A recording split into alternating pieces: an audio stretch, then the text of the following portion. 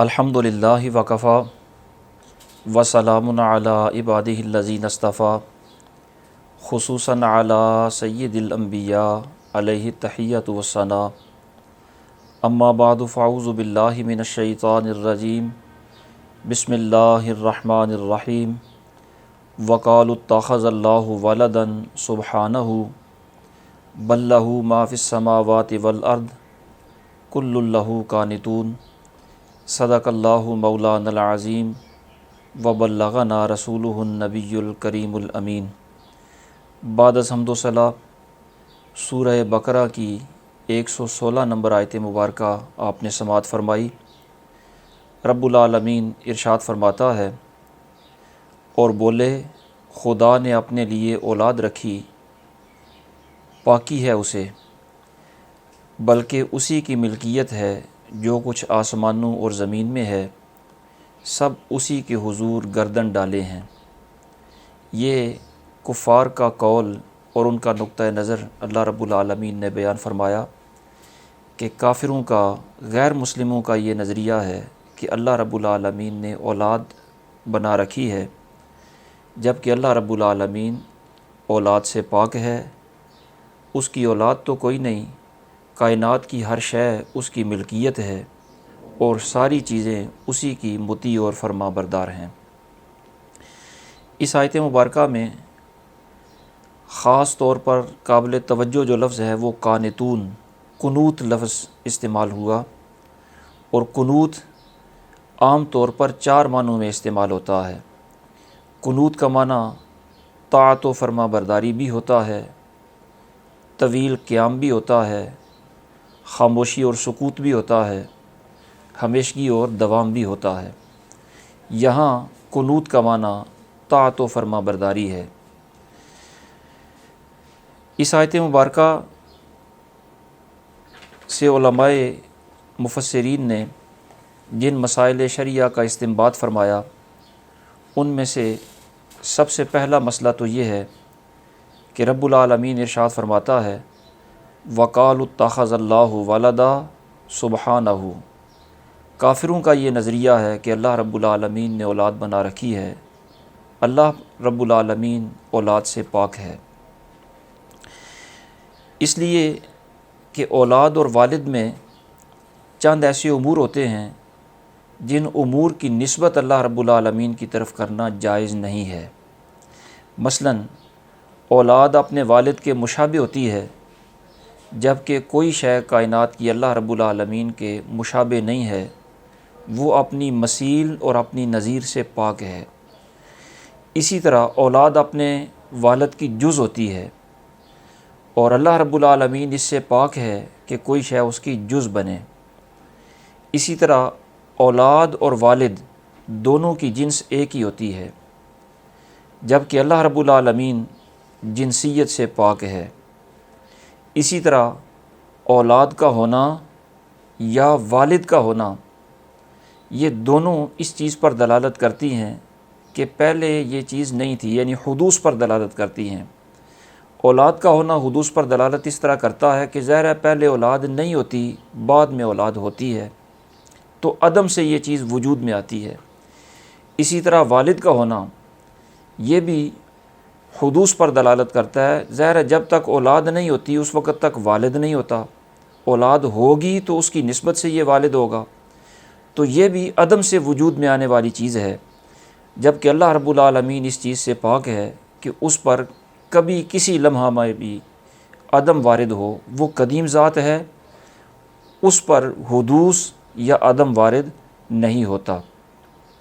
وہ ذات ابدی ہے، ازلی ہے، سرمدی ہے، اس لیے اللہ رب العالمین اولاد سے پاک ہے۔ دوسرا مسئلہ علماء کرام نے اس آیت کے ضمن میں یہ بیان فرمایا کہ مالک ارشاد فرماتا ہے، بل لہو ما فی السماوات والارض، کہ آسمان و زمین میں جو کچھ بھی ہے سب کچھ اللہ رب العالمین کی ملکیت میں ہے۔ اللہ رب العالمین ان ساری چیزوں کا مالک بھی ہے، اور ظاہر ہے وہ ساری چیزوں کا جب مالک ہے تو مالک اپنی ملکیت میں جس طرح چاہے تصرف کرے، اس لیے ساری کائنات کا متصرف بھی وہی ہے، اور ساری کائنات چونکہ اس کی ملکیت ہے اس لیے ساری کائنات اس کی محتاج بھی ہے۔ تیسرا مسئلہ اسی آیت کے ضمن میں علماء نے یہ بھی بیان فرمایا کہ اللہ رب العالمین اولاد سے اس لیے بھی پاک ہے کہ اولاد اور والد یہ دونوں ایک دوسرے کے مالک نہیں ہوتے، یعنی نہ والد اپنی اولاد کا مالک بن سکتا ہے، نہ ہی اولاد اپنے والد کی مالک بن سکتی ہے۔ حتیٰ کہ قدیم زمانہ میں جب غلامی کا رواج تھا، اب تو دنیا سے اس طرح کی غلامی کا وجود ختم ہو چکا ہے، جب کبھی غلامی کا رواج تھا اس وقت اگر بیٹا کسی کا غلام ہوتا اور والد اپنے بیٹے کو کسی سے خرید لیتا تو چاہیے تو یہ تھا کہ یہ غلام اس نے خریدا ہے، اب یہ بیٹا پہلے کسی کا غلام تھا، اپنے والد کا اب غلام بن جائے، اپنے والد کی ملکیت میں آ جائے۔ لیکن جو ہی والد نے خریدا تو سرکار دو عالم صلی اللہ تعالیٰ علیہ وسلم کے فرمان کی روشنی میں وہ بیٹا اسی وقت آزاد ہو جائے گا، اس واسطے کہ والد اپنے بیٹے کا مالک نہیں بن سکتا۔ اسی طرح اگر کسی کا والد کسی تیسرے شخص کا غلام ہے تو جب تک اس کی ملکیت میں ہے اس کا تو غلام ہے، وہ تو اس کا مالک بن سکتا ہے، لیکن اگر بیٹے نے پیسے دے کر اپنے والد کو خرید لیا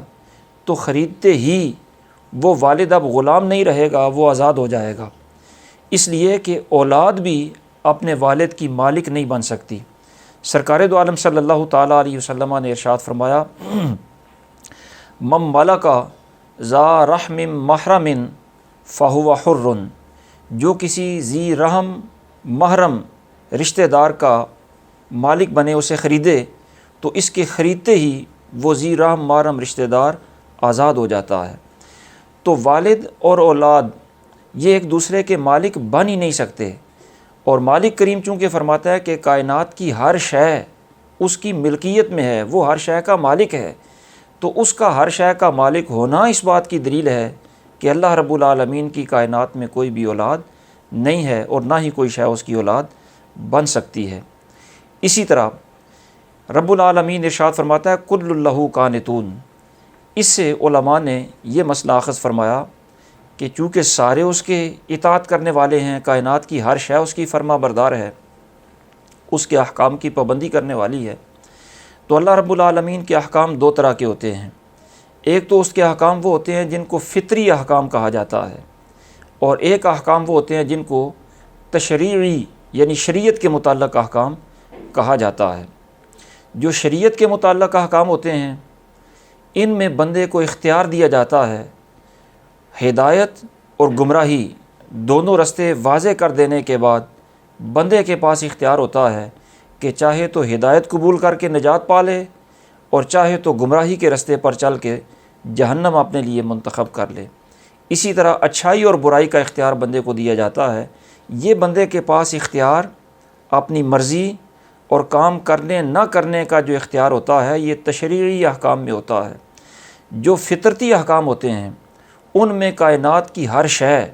اللہ رب العالمین کے احکام کی پابند ہے۔ فطرتی احکام میں کسی شے کو کوئی اختیار نہیں۔